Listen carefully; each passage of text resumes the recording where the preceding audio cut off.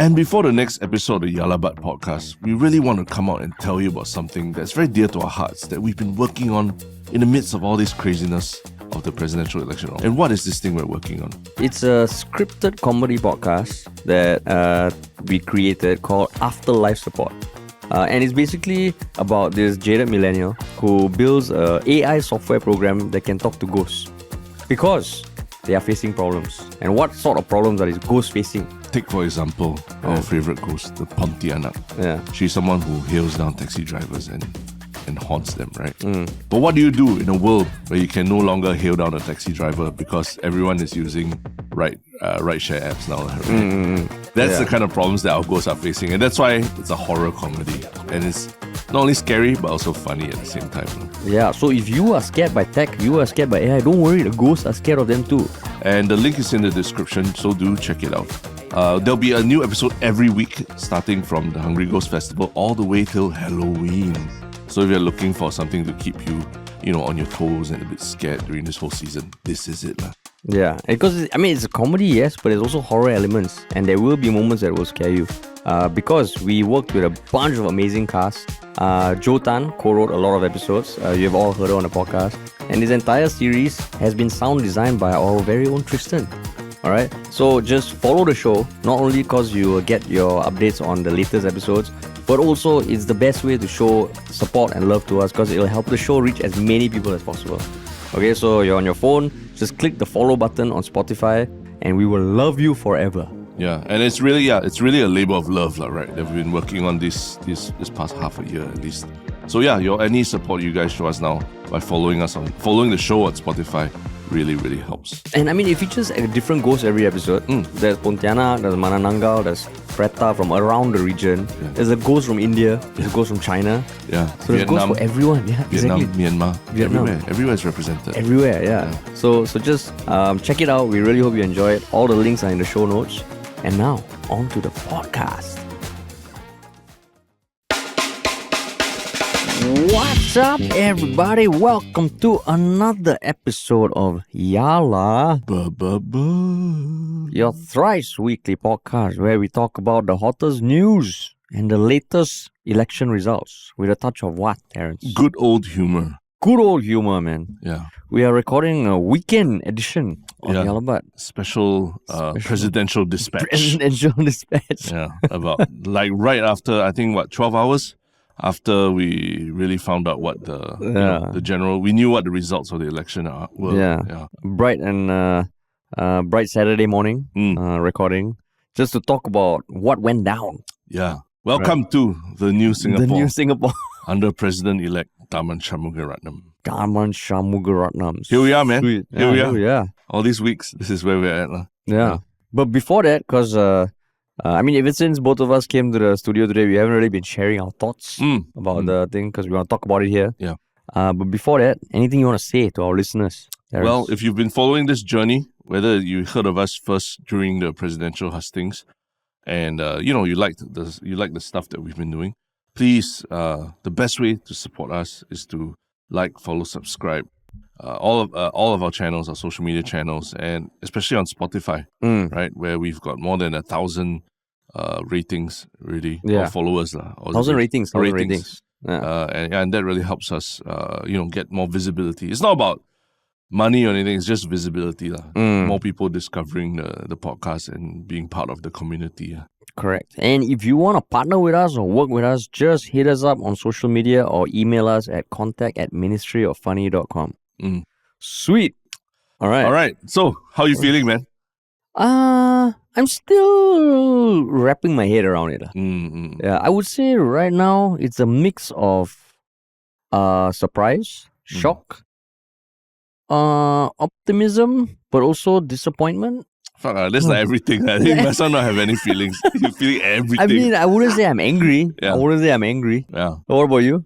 Quite shocked at the landslide victory. But also quite happy that we've had the chance to exercise our rights as a democracy to vote, right? To really discuss and look at the candidates and vote. Yeah. So whatever the result is, I think everyone give yourselves a pat on the back today. If you went out and voted, right? Yeah. Even if you spoiled your vote, at least you went out there and did it. So Singapore. You did well. Yeah, because 93.4% of the voting electorate actually voted. Yeah. Yeah, which I think is pretty high. Yeah. But how's your voting experience? I heard in the morning there was some like fuck ups. Queues and all, right? Yeah, in the system. And it seemed like everyone was rushing to vote in the morning and then after that drive to JB for the long weekend after that. So this giant jams on the causeway and all that. Yeah, because I also saw online, people saying bring water bottle, it'll be a wait. I'm like, huh? I went with my wife and my neighbor at about 12:10. Yeah. And it was fucking smooth. Yeah. Yeah, for you. I went in the morning. I did like a walk with my kid and went there. Brought my kid there also, which I apparently they said don't bring your kids. But I mean, I still was with my kid. At one point we just asked him to wait for us for a while. So it was very pleasant. Like everyone was very nice. Very nice. I brought my kid. He had observed the democratic process. Oh, really? His first experience of a democratic election. But why they say don't bring kids? Just in case. No, only voters can enter the polling area and all that. Oh, I see. Makes sense. I mean, you can't bring your pets, obviously, because some people are scared of And dogs. you can't bring your 15-year-old kid also, right? Shouldn't. Yeah, you shouldn't. Because there's an additional person that could compromise the security. You also can't wear clothes that have the symbols of any of the three candidates. Correct. We learned that. Yeah. So before you cut me off there, I was saying you don't bring people that will compromise the integrity of the polling area. Oh, okay. Before I went into something very trivial. Very trivial and like using a joke to cut off a serious point that people are saying. We've talked about this, Harish. Stop interrupting people. Yeah, just last Thursday, right? Yes, last Thursday. Yes.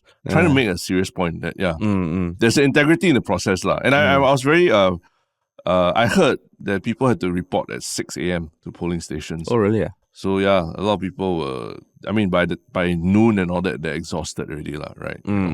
So, yeah, I hope nobody got angry at polling stations with people. Did you? Were yours was smooth? Yeah, very smooth. And everyone was very nice. Yeah. And I remember back in 2020 also, everyone was very nice. So shout out to all the volunteers who were there. I went midday. They probably had shift work till like 8 p.m. right?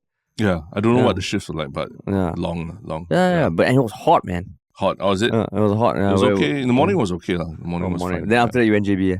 I didn't go to JB, but I just walked around, enjoyed the fact that you walk around, you see people carrying their ballot papers or whatever, right? And then, everyone's just like rushing somewhere to exercise their democratic responsibility. Yeah, and there's something nice about that. Yeah, like everyone everyone is playing their part to shape Singapore in some way. Yeah. In some way. Then I got in a taxi. Say, Uncle, you voted, it's a conversation starter. Yeah. Then now how? These next few weeks, how? We're back to regular. You can still ask maybe for a few days. Hey, who did you vote for? I think by next weekend, right? People are like, Tharman, shut the hell up. Yeah. But yeah, so that was the process. I think it was good. Then last night, did you have like a big watch party like Tan Kin Lian did at his house and all that? I happened to have a family gathering. And I was wanting to put on the TV as early as possible, but then like some of the aunties and uncles were like, we put on the TV, then we'll stop talking. And I'm like, okay, fine. But the moment I knew 9 p.m. there's going to be a live stream, can we just put on the TV and put it mute? Yeah, because you can see the ticker tapes and all that, that was for me. For you? I was quite surprised because I already switched on TV from like 8 p.m. expecting there to be like non-stop coverage. But it's nothing. Nothing. Exactly. You're just like, this Asia news, business news. Like, I don't give a shit. Can you just put a live stream outside Tan Kin Lian's house and see who is walking in and out? I'm interested in that shit. Yeah. But they didn't have it. Yeah. Did you even know that it was going to... did you have any idea of what the format was going to be? Because I was like, the general timeline I knew was 9 p.m. the live stream will start. 10 to 11, there will be the sample count. Yeah. And then by like midnight, they will release. Yeah. Did you know anything else about what was going to be shown and stuff like that? I knew they would probably get like a Eugene Tan. Oh my God, Eugene. They will probably get a Eugene Tan or Gillian Koh to come and talk and just, talk about generally the mood and the elections and the last 2 weeks. A bit more analysis in the lead up. That's what I thought. Yeah. My reaction to that was, Eugene Tan, he seems like a nice guy. Yeah. But his comments are all... Yeah, it's definitely skewed. I think it's skewed, okay, but it's just sometimes you're just saying a lot about nothing. Yeah, that's the bigger problem. It's not entertaining. Not that I need to be entertaining, it needs to be engaging. But he's always in the and they said, there was one point, and here we have in the studio to provide analysis. I'm like, Eugene Tan, Eugene Tan. Yep, Eugene Tan. And they even cut him off at certain points when I think he was just droning on about very uninteresting things. Oh, we need to cut now to a commercial break. It's pretty funny. So, I mean, the first time there was probably a spike in emotion. Like, what was that process? Because a lot of people were probably watching it also. Yeah. What was your emotional roller coaster of starting it from like 9 p.m.? From 9 p.m. I when I heard that they would take at least 2 hours for the sample count to come out, so I think at 9+, I went to McDonald's to go and tap out some nuggets and everything, like make it like a thing, like drink some wine and eat some McDonald's and watch. It's going to be a late night, preparing for a late night. Then, then 10 p.m. rolled around and then I was just watching a live stream and just waiting for that. Oh, come, breaking news. Yeah. And then when it was announced, then I was like, oh, okay lah, and then I just quickly finished up my nuggets, packed up, and then I got ready for bed lah. So no late night. No late night at all. No late night. Yeah. Because the sample count also came closer to 11, right? Came quite late. Yeah. So I mean, there was one part I think before that they just showed live streams of where the presidential candidates were, right? Yeah. And I mean, Tharman was at the Taman Jurong Food Center, I think. Yes. Yeah. And it was packed, man. To the brim, yeah. It was packed to the brim. And then they cut to Kok Song, who was at the office of his social media agency, Gush Cloud. Which actually was not a public thing, right? It Gush wasn't. Cloud was publicly associated with Kok Song. Yeah. I mean, we kind of know because when the industry and I think those people who came with him, we found out were working with Gush Cloud. But I think last night was like the first time Gush Cloud's name was mentioned in the same breath as Kok Song, right? But the drastic difference. Tharman was in like his arena, Yeah. Tharman Jurong. Tharman Jurong, yeah.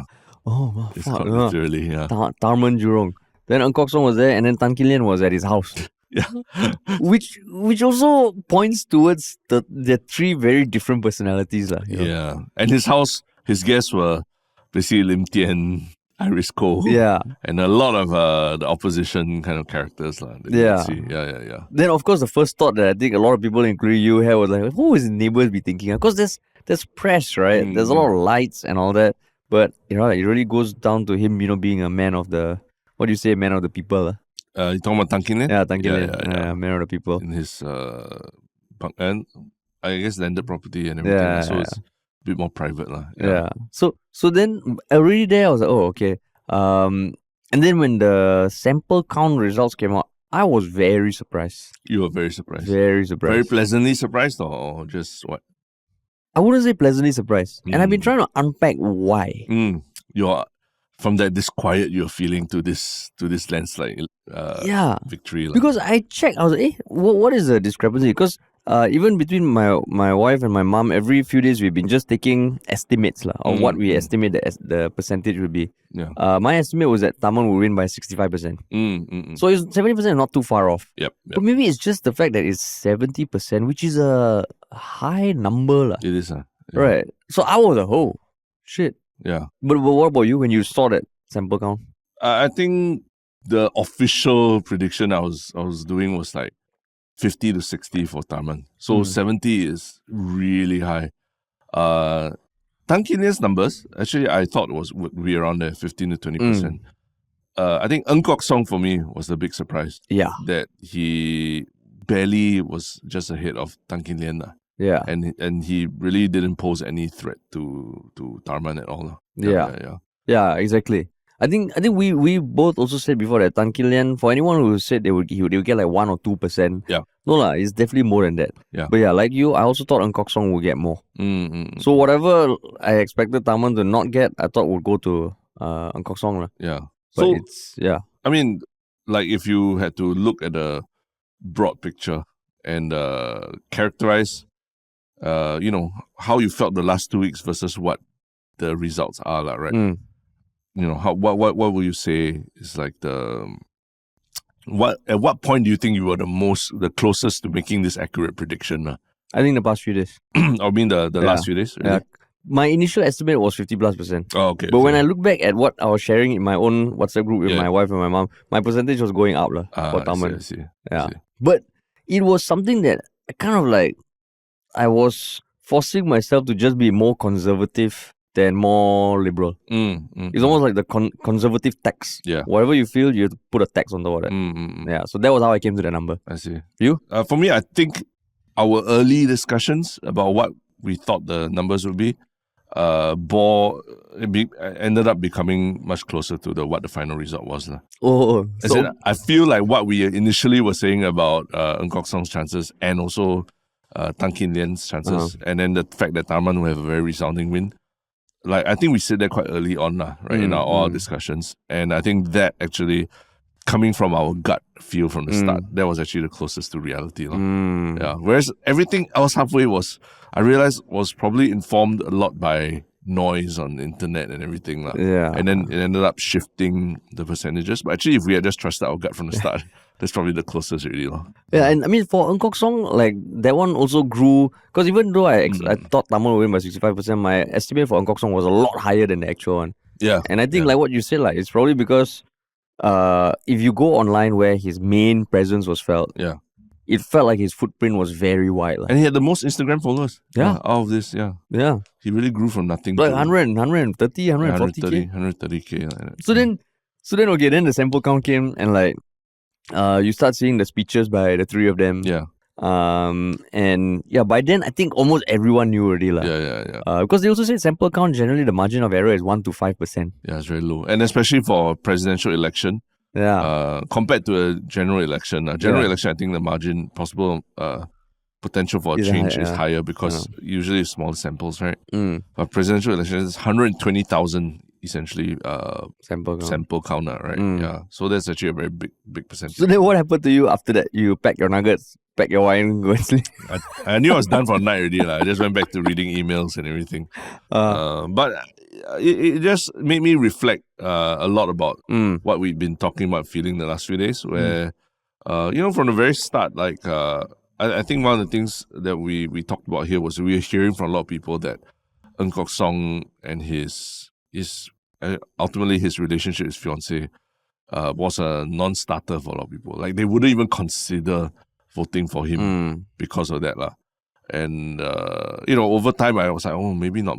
Yeah, maybe there's some people who really do want something. And he seems to be running a very strong social media campaign. Even that message about not putting up any banners, that speaks to young people, And Instagram followers. But yeah, it shows you that this Instagram follower bullshit doesn't mean anything. So much on TikTok, having millions of views on TikTok. Who gives a shit, man? Who gives a shit? Yeah, you're entertained on TikTok, but you vote based on what you can see and feel. Yeah. Yeah, that is damn true. And I mean, if you think about it, his ending percentage was 15.72, Tan Kin Lian 13.88. Yeah. So like a 1.6% difference, right? 1.8%. So then you look at it, it's like, oh shit, here is someone who did so many things that you look back didn't help his case. And here is someone who was, saying wants to be environmentally friendly. Yeah.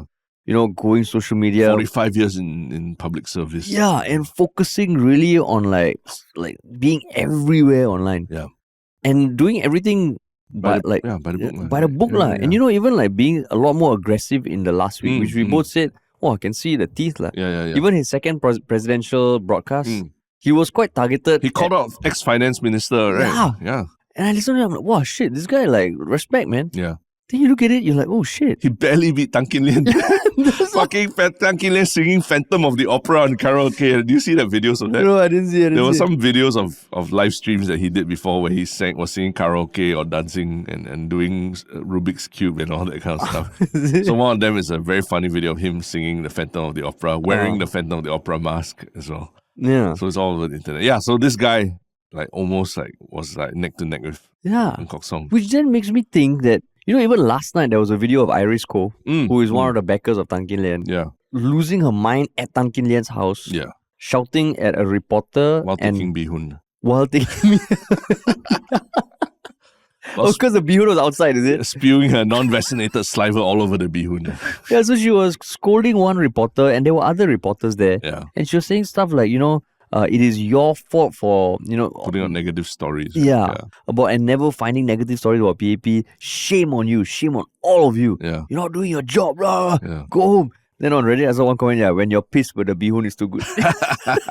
Because you really was just taking bihun at the same time while scolding them. That's damn fun. But then you look at that, okay, there's Iris Ko, who is very polarizing. And I would imagine, as much as she got supporters, got a lot of people who are not the biggest fans. Then you get polarizing figures like Lim Tian, and then I don't know how much Tan Cheng Bok and Tan Ji Say helped by endorsing also. And then you look at the misogynistic comments, the comments about LGBTQ, which he made on our podcast. Yeah.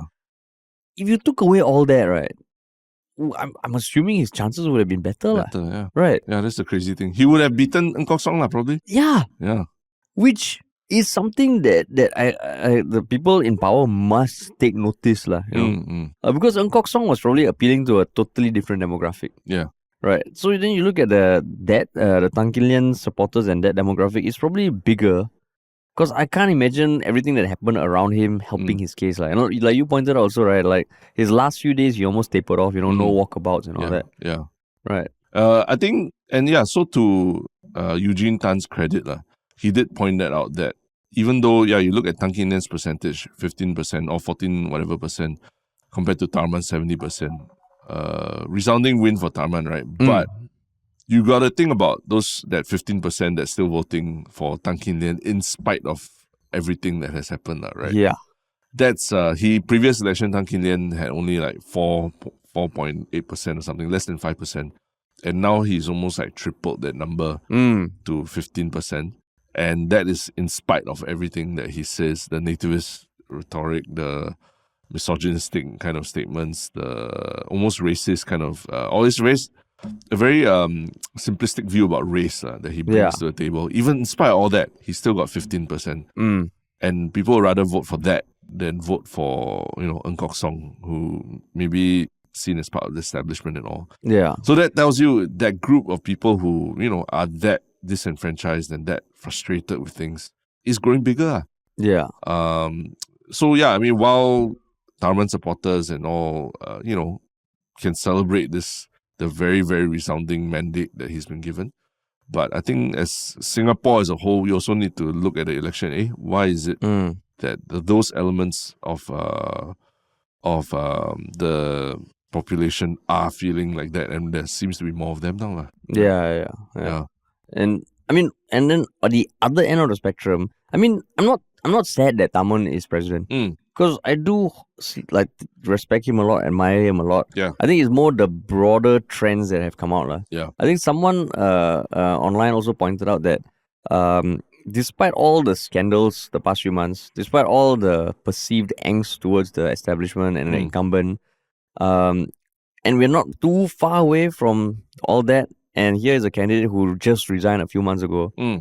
Whatever sentiments they have towards the party still cannot outweigh the fondness that people have for Tharman. So it's almost like the scandals didn't drag him down.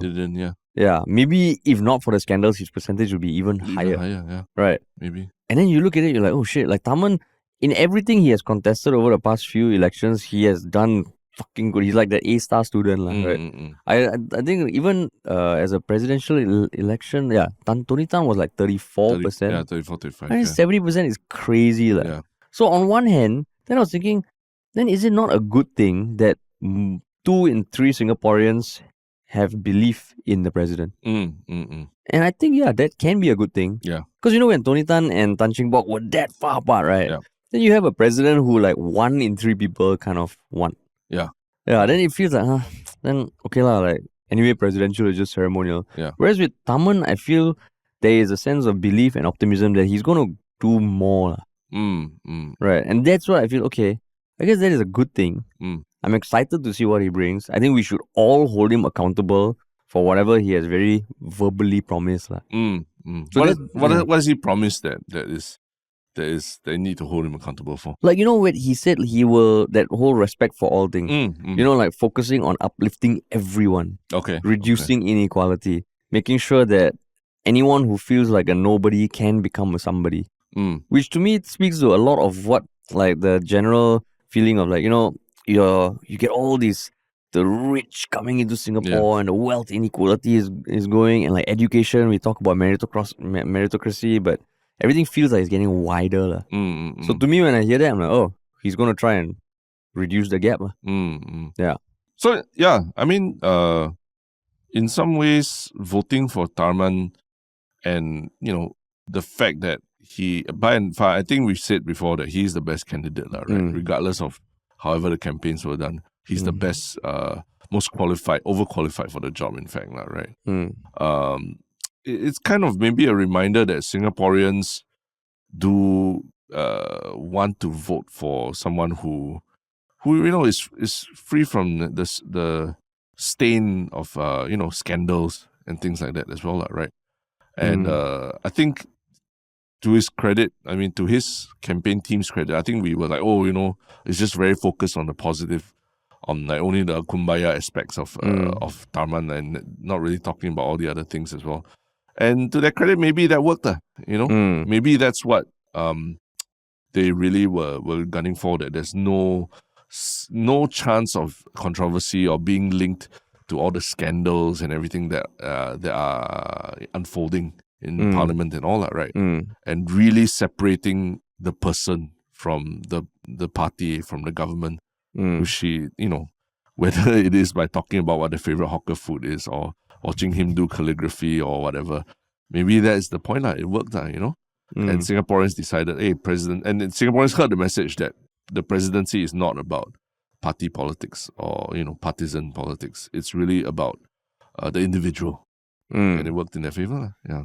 But on that note, right, I'm just thinking, like, are people voting because Tharman is Tharman, or Tharman stands for something? Because, like, and there was some of the stuff that I wish we got a chance to ask him. It's like sometimes it feels like he, you look at his resume and he has done so much. Yeah. And that is enough for people to just be... Because yesterday, even with my family, I was hearing them talk about Tharman. And he's like some superhero. No? Yeah. Like, he's like beyond human level. Then I feel like, so then are people voting for just almost like the image of Tharman, the myth that is Tharman, the enigma that is Tharman, versus like him really as a person. I feel the brand Tharman, right, is fucking strong. Yeah, but then to his credit, that the fact that he's not had scandal in all these years of service, he's not come out as like a vindictive, combative kind of politician that people can't stand in Parliament, right? It is also that tells you something about the person, right? That he's able to rise above this tactical fray as he talks, as he says, and really focus on policies and all. And maybe that's what people have wanted. In the last 2 months, it's been quite tiring sitting through hours and hours of parliamentary debates about Rideout Road, about Tan Chuan Jin and the political and affairs within Parliament and all. Yeah. Maybe people sick of the shit. And ultimately, this candidate is someone who has gone through that whole same system, but has not come out with, like a scandal of that kind of nature, right? And that's what, if anything, you should reward, right? That's true. Because, I mean, it's almost become, it feels like to be a successful politician, you must, like, sometimes you see some of the current PAP ministers be so adversarial in Parliament and behave like what, to win in Parliament means you must be condescending. But like what you're saying, which I agree, is that he's kind of showing that, no, you can be very respected. You can win huge amounts of support and not be a dick. In fact, over the past few days, when he was questioned about his son's, preemptive change in a position in MOF, was like the first time I can recall seeing Tharman be a little like feisty, right? Yeah. Which in itself says something. If you tell me, there was this interview where Shanmugam was like feisty, I'm like, yeah, but that's, every interview. every interview is like that, right? Yeah. So that it's also testament. He's been in politics for a long ass time, right? So so I agree that is something that we should give him credit for. Yeah. Because at the end of the day, the other two candidates, Tan Kin Lian, obviously his views quite problematic for a lot of people, right? Ng Kok Song, I think we were calling it quite early on that it was a non-starter because a lot of people we were talking to could not accept the disparity, age gap between him and his fiancée. But that one, I still feel like it is. I never experienced that in people I was talking to, but you said you did, just right? felt it overwhelmingly, and I think to me the results kind of bore that out also. The results plus the disparity from what you were seeing online or social media like fawning over him and everything. That maybe people follow him for his very interesting life and his very interesting views, but they will not vote for him because of some of these personal things. But it also made me think that the online thing is really a bubble. As much as you think you're not in a bubble, Yeah. the fact that you're online reading about politics probably puts you in a bubble already. Yeah. Right. But at the same time, I think for me the highlight of last night was actually Kok Song's speech. After he kind of accepted that Tharman is likely to be president. Yeah. And on that note, I think as much as we say Tan Kin Lian, he says all this stuff, I think both of them deserve a fucking round of applause. Because it's so, you look at what they have gone through the past few months, and to come out and lose by that extent, it's not an easy thing to take, Yeah. But I mean, Kok Song was very gracious in his speech, saying that he set out with his main goal to give Singaporeans the chance to vote. Yep. Which is a very respectable thing. In a public holiday. Right? Yeah, public holiday. Exactly. Fucking thank you to both of them also for a public holiday. Yeah. But yeah, when you look at it, and I think it's a very good sign that they came to step forward, even Tan Kin Lian. Yeah. Yeah. I think both of them, I have very strong feelings that I am very happy that none of them lost their election deposit, especially the two of them. Yeah. Because I always fear that the bar has been set so high for private sector candidates or people not from the typical public sector track, like the yes man track of perm sec and then minister and blah blah blah and all that, right? I just feel like it's such a bad look if one of them lost the election deposit and then they get ridiculed and people will be like holding it above them. You're going to lose your election deposit again, like it has for Tan Kin Lian, right? Yeah. And he talked about it, right? He said like it was very bad for him and his family. His family didn't want him to run because you not only lose face, you lose money somehow, Yeah. So at least at this point, the dignity, he got back his money and he ran a contest and he was, ultimately, what the optics of it is that you lost to a much, much better candidate that both people, no matter what your background is, could not fight against him, right? Yeah. So it's not that Tan Kin Lian cannot make it or whatever. It's just really that Tharman is just too good already a candidate. Yeah. And then, to put themselves out there, put their family through, that whole thing. I think we got to just, thank them. Even if you don't agree with them, you got to thank them for giving people the choice and being part of this democratic process. Yeah, and at the very least, like you said, the public holiday. Public holiday, yeah. At the very least. It was great, man. I know this is not like the platform to talk about this kind of thing, but like I really brought my son there. We walked to the polling station, then brought his little bike, and then after that we biked around aimlessly, had snacks outside, ate ice cream outside, everything. Yeah. Yeah, and it was just a really nice day. I was like, wow, this day would not have existed without this presidential election, And I don't know what about yesterday that made it feel different. Yeah. I don't know whether maybe subconsciously all our brainwaves were in tune or something. Yeah. But it felt different from like any Saturday or any public holiday. Yeah. It just felt like things slowed down. Yeah. And everyone had a mission. Stopped, yeah. Like you had everyone by 8 p.m. you gotta do something. Let's all do it together, Yeah, there was something very, very romantic about that. So that was nice. Yeah. But going back to the broad trend also, when you see 70% and then these two candidates, then the first thing one of the things I also thought was, okay, then is the process as robust as it can be to get candidates to run and qualify? Because you just said that the bar has been set so high for people who don't go down this government track to qualify. That feels like that feels like a bottleneck. Because it can't just be that there are only two other candidates who are eligible to contest for the presidential election. Because Singapore, or in general, they are competent people everywhere. Yeah. There are people who manage billions of dollars. Since we now know that the president's role is a lot to do with the reserves, it just feels like how does this process kind of is it as robust as it can be?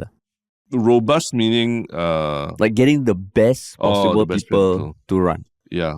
I can't say. It's hard to say what's the best also, right? So it depends. But all I would say is that at least Kok Song ran a good campaign. He got himself out there. He, even in spite of what we say about the age gap between him and his fiancée and all, he's still even, he put that out there for people to, judge and all. And I think he's walked away with a lot of people respecting him for doing what he's done. And, even on our podcast, the things he was saying, people listened and they responded very well also, right? They said, this guy has the presidential qualities as well, right? Might not vote for him, but at least we know that these people exist. Yeah. And that's a good sign. I think that points towards there being talent outside of the usual, government, perm sec track.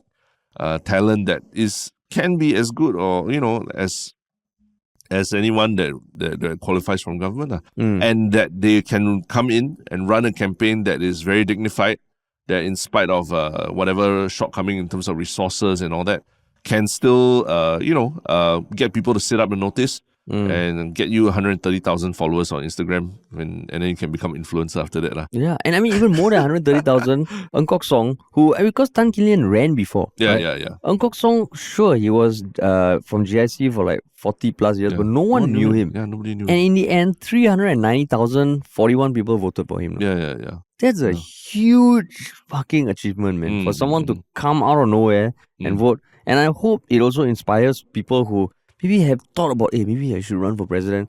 Then you got 6 years, right? Yeah.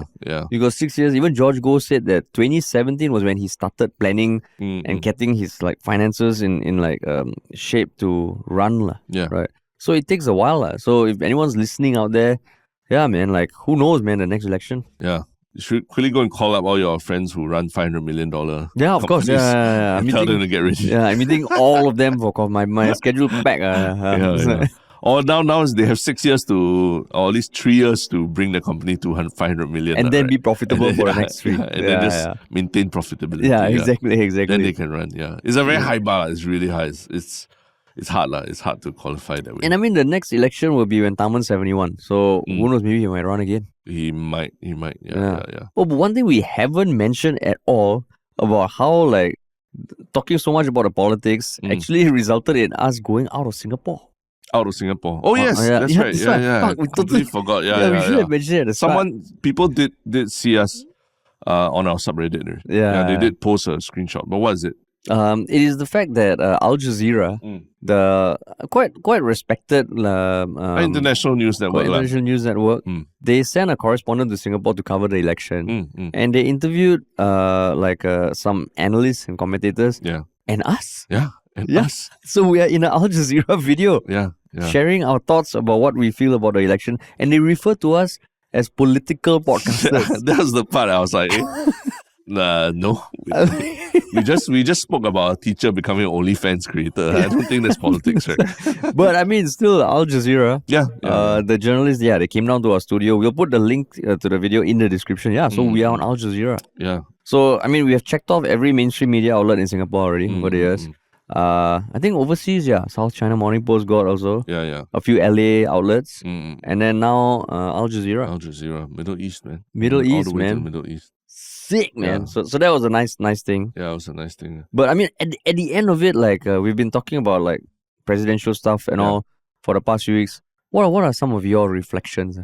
I mean, the big question going through my mind like now is like, if George Goh had qualified, right? Would that really have changed the outcome of this election, right? Given now we know that Tharman is so overwhelmingly supported, and all the talk about Ng Kok Song splitting the Tharman vote and all that, I mean, it didn't happen, right? So would George Goh really have made that huge a dent in the election process? That's my big question. Because I think that's something that we referred to, like, like if George Goh was in this contest, it'll look very different. But just looking at the results, I'm like, wow, it's so overwhelmingly in favor of Tharman. And that's one thing. And the other thing is how is a lot of people, some people online were saying that this presidential election can kind of be a referendum for how people are feeling about the government now, right? Given the scandals and everything. And with this resounding victory, does it mean that it's time to call for a snap general election straight away rather than wait, for longer? Because it just seems like people are like, okay, they're not even thinking about the political scandals or even associating it with this election at all. But how would you respond to the second statement about whether this is a referendum or not? I think Tharman is such an exceptional candidate that he rises above all that. At the end of the day, like even people who didn't vote for him, I think the expectation was that he would still win. And I think a lot of people voted based on whether it's sending a message or just helping to make sure that people don't lose their deposit, right? And at least that's what I was hearing a lot from people who didn't vote for Tharman, right? So it wasn't. Everyone already kind of knew that what the result was. And I think the moment it was announced, we were just talking about this is like the fucking nuclear bomb that the PAP can put out to the win biggest the gun. presidency. The biggest gun. Exactly. So it's borne out like that. It's borne out as such. Yeah. I think if the incumbent were to look at this as like, wow, 70% of Singaporeans support a PAP, then you're a fucking idiot. Yeah.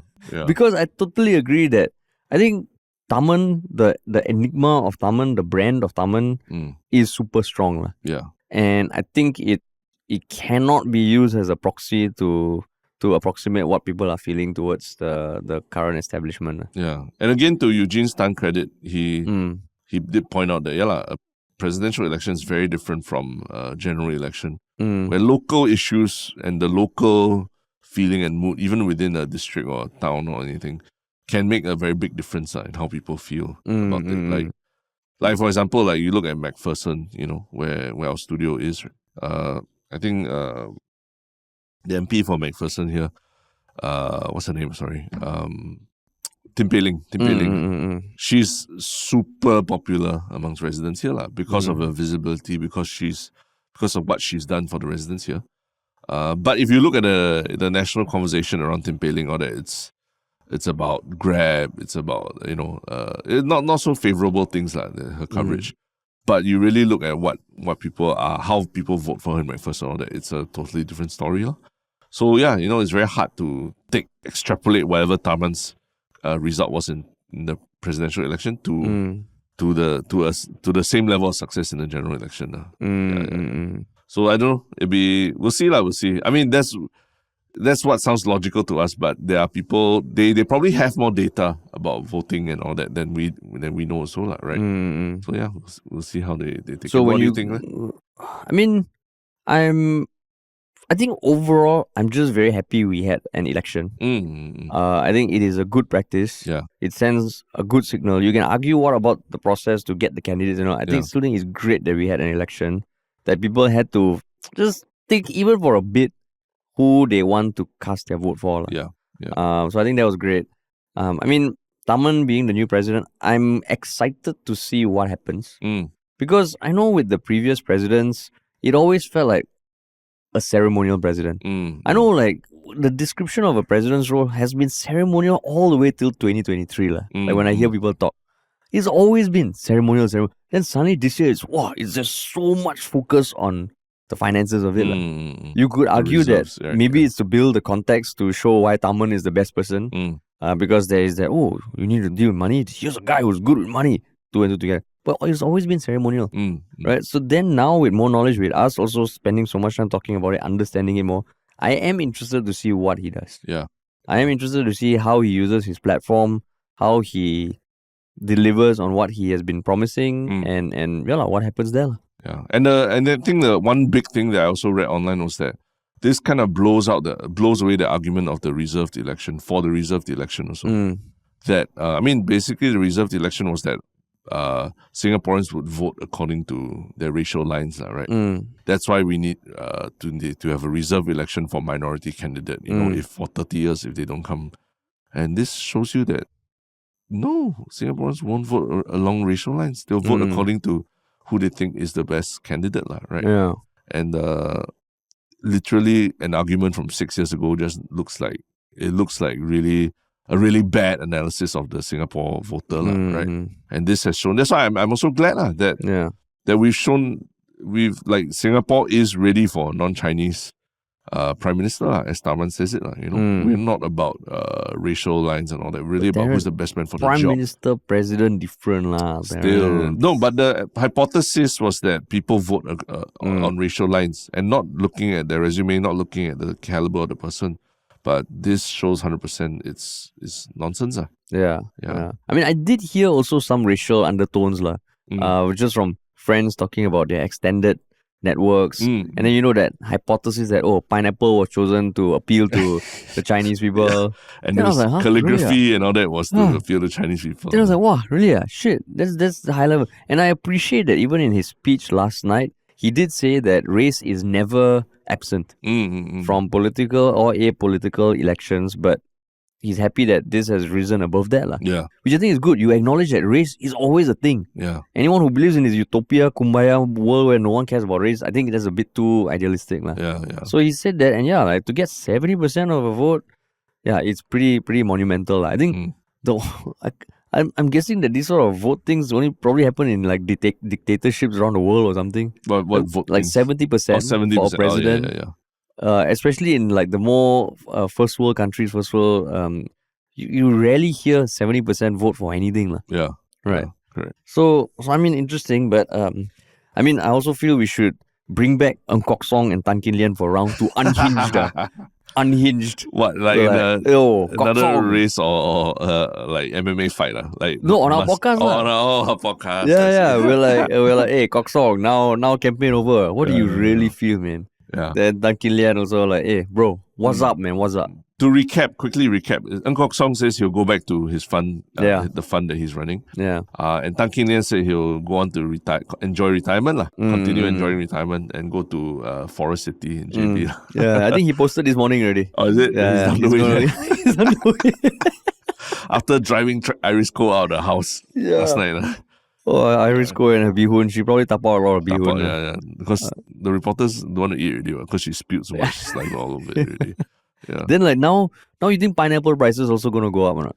I think the last few days, because all his supporters are all holding pineapple. I'm sure there was a major shortage of pineapples around.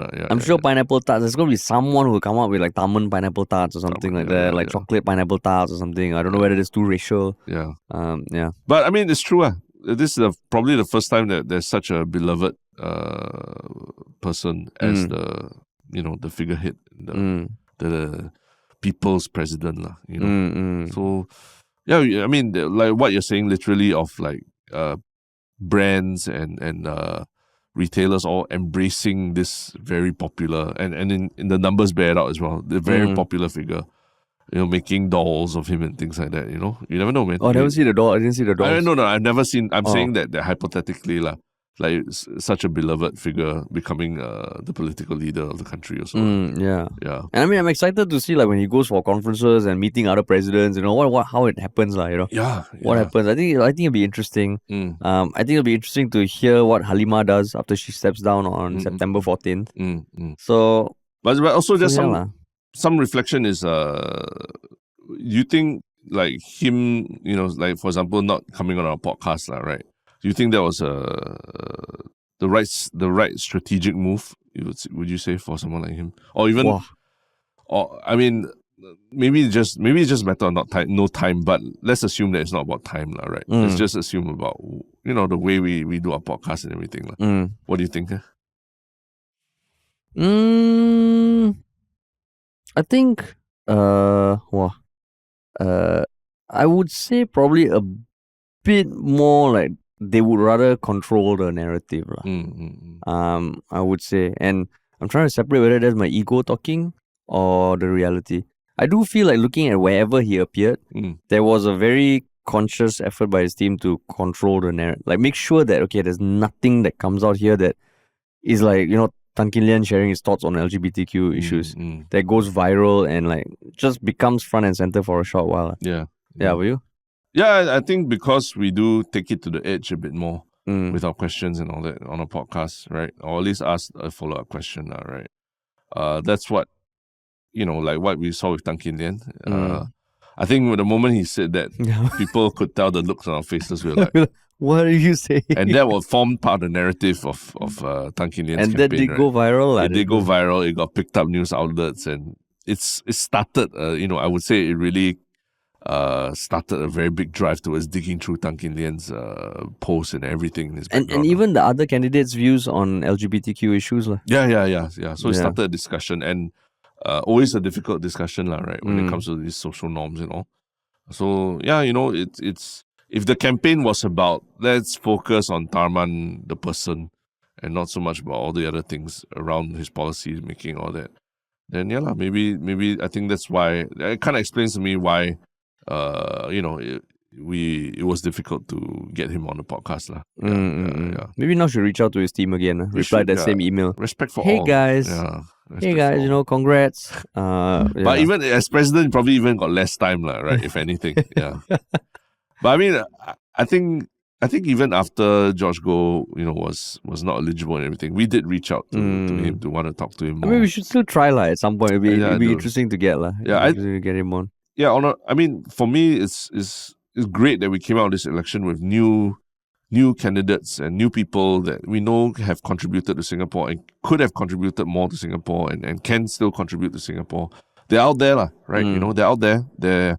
They've done very well in the public life. They don't even need to be running for anything, but they're here to try and, in whatever way, shape, or form, to contribute to Singapore.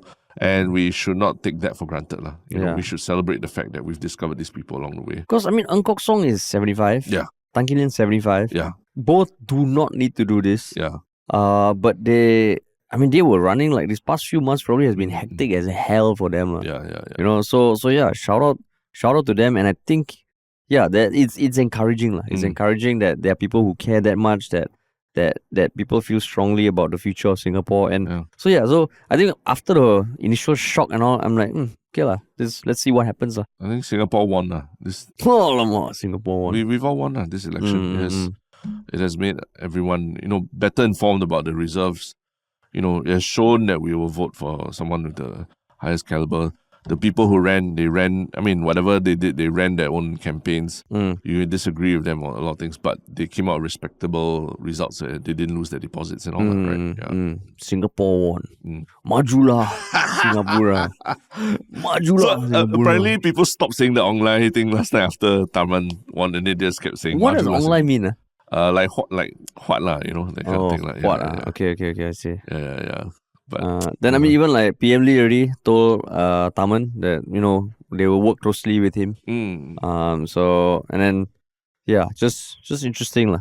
Yeah, I hope this erases the very bad memories people have of Madame President and the reserved not election. Not my president, all yeah. these things. So yeah, the presidency is not tainted with such like negative vibes lah, right? On the internet. Yeah. But I mean, we did say before this that one piece of news that came out late last night was that Shanmugam and Balakrishnan are suing Lian.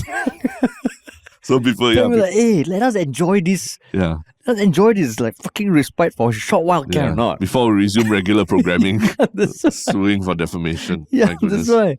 Walao, probably after like PM Lee like call, new president, brother gets sued. All part and parcel of regular programming. Yeah. Oh yeah, but maybe we can talk about one Shiok comment lah, because I think there have been a lot of interesting comments about this election recently. Do you have a one Shiok comment? I do. I just need to pull it up a little bit. Me too. Yeah, I think a lot of people have surprised us also lah, right, with their very insightful comments on YouTube. I used to think YouTube comments were just mostly like bots or something like that lah. But it's not the case lah. I think you can find very interesting comments that people have made about the election, and they do bother to type it out even on YouTube a lot. So Harsh, you have your comment yet? Yes. I have a comment on Reddit by Intelligent Cow 6710 that posted on our podcast 432, where we talked about the teacher becoming an OnlyFans creator. So this Redditor says they're a long-time listener but commenting on Reddit for the first time because they thought that the segment about the teacher was interesting, because also in large part that they are a teacher themselves. And they kind of wrote like some things that we did talk about that very eloquently put that they feel like in society there's an unhealthy relationship with educators as a profession. The private lives are kind of very held up to various forms of codes of conduct, social codes, But teachers are, after all, normal people. Yeah. You know, Yeah. like you and me, like they have their flaws, they have their strengths, they have their desires, they have this. So it's about how we all need to readjust our expectation for teachers, like which I agree. Yeah. And that teachers cannot be seen as the like such a moral authority for kids, such that they are role models. They don't sign up to be role models. You Yeah. become a teacher not to become a role model. Is to teach them, educate them, To and educate, about yeah. academic stuff, lah, right? Yeah. Doesn't, and I think there is a very unhealthy. I mean, I'm not a parent yet, and I can imagine when you send your kid to school, there is that sort of inherent or potential sentiment that okay, teachers spending so much time with the kids, teaching them academics, they should also teach them about life. Yeah. But yeah, so they just said that perhaps teaching would be more palatable to many when it's just simply a job without all the additional social pressures. So I agree. Yeah. Yeah. And the one comment that I saw on YouTube that, I think really captures the spirit of what we've been talking about. It's a video of the one where we talked about Tharman and Kok Song sparring over who's partisan and all that, right? So Lily Chua 7866 said, "You can only spar if there are intelligent minds colliding. I'm enjoying the fact that I'm actually in a dilemma as to who I want to vote for the first time. That's the result of fielding good candidates. So I think that's why I say Singaporeans win, because the fact that there's a dilemma that you can actually make a choice between people. And now with such a resounding mandate, like you won't question that, right? That he's the man for the job, right? So it's I think we won. Okay, we won, man. Yeah, thank you to Lily Chua 7866 for sharing. That was on which video? On YouTube. The Tharman and Kok Song spar over partisanship.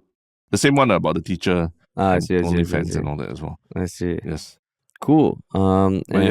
Yeah, you have your one Shiok thing? I do, actually. My one Shiok thing is a video that has come out on this channel called Economics Explained, which is a very big YouTube channel that actually they do very interesting deep dives into like why certain countries, like certain crises happen in certain countries and all.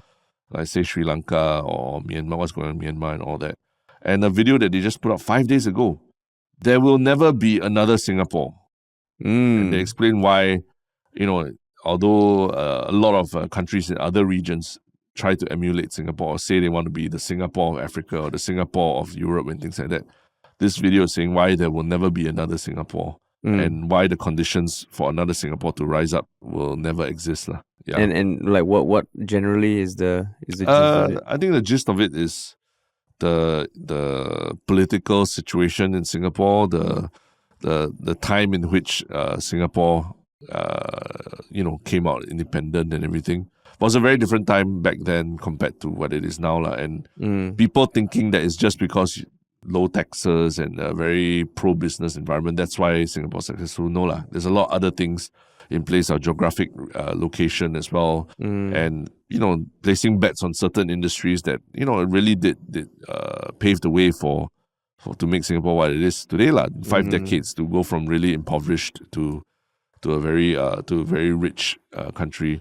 But also points out that it's not all a bit of roses either. There's certain things about the statistics that also don't that don't reflect the true reality of what's on the ground. So I thought it was okay. It's quite a balanced discussion about this.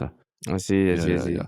Oh, interesting. And it's not a Singapore channel. No. It's a Ang Moh dude talking about the economics in Singapore and all. Yeah. I see. Yeah. Cool. My one Shiok thing is that I finally started watching Barry season 4. Okay. Yeah. So Barry is a show on HBO that stars Bill Hader of SNL fame. And I think the previous seasons have been my one Shiok thing at different moments also. It basically is a story about this war veteran who comes back and becomes like an assassin for hire. Yep. And he ends up joining an acting class because he needs to kill a fellow actor. And then he realizes he loves acting. And he slowly becomes like a normal citizen, but he keeps getting pulled back by the assassin world. And it's a comedy. So season 4 is so dark, but it's so sometimes disturbing, but also very captivating because it's rare that you see a comedy go to those sort of spaces. And the nice thing is it's like a 28-minute episode, so it's not like an hour-long thing. Yeah. So it's good but you kind of need to start from season 1, season 2. You have watched how many seasons already? 1.5. Yeah. 1.5. Yeah. Like it didn't pull you in that much. Season 2. I think one season was funny enough. Yeah. I It think gets less funny over time. Oh, less funny. No, as in Ouch. the funny is kind of like it's less laugh out loud funny, Bit darker lah. but darker funny. Yeah. Which is nice lah. Which is nice. Yeah. I thought they took a very interesting tone the first season. Yeah. Maybe it might be something I might get back to. There's a whole backlog of things I need to get back on. Yeah, but that was my one Shiok thing, man. Well, yes. Welcome to the new Singapore, everyone. Cool, yeah. The era of Tharman. Yes. Tharman Shanmugaratnam. But yeah, we see how it goes lah. Mm. Cool. Thanks everyone for listening.